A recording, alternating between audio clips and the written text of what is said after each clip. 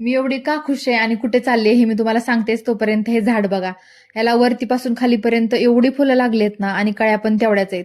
आता इथलीच मी झाडाची थोडीशी फुलं घेतली आणि आज आहे गुरुवार, तर तुम्हाला लक्षात आलंच असेल की मी फुलं का घेतलीत आणि गुरुवारी मी कुठं चालली.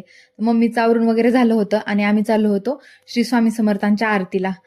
आणि मी तुम्हाला म्हटल्याप्रमाणे श्री स्वामी समर्थांचं केंद्र आहे ना, ते श्री विठ्ठल मंदिरामध्ये आहे. तर म्हणजे एकाच मंदिरामध्ये श्री विठ्ठलांचं, श्री गणेशाचं आणि स्वामी समर्थांचं दर्शन होतं.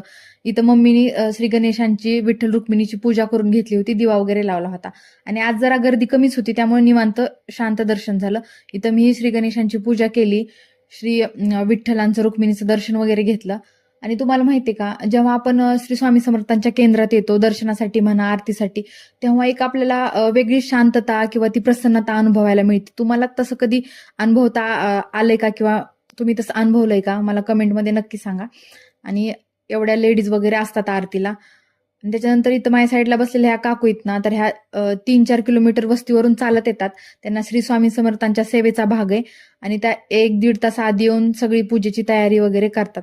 आणि इथं आरतीची तयारी झाली होती. प्रसादासाठी जिलेबी, केळी, राजगिऱ्याचे लाडू वगैरे आणले होते, तुम्ही पाहू शकता. आणि नैवेद्याचं ताटही आलं होतं. मस्त आरती वगैरे झाली, प्रसाद वगैरे घेतला आणि त्याच्यानंतर आम्ही घरी आलो.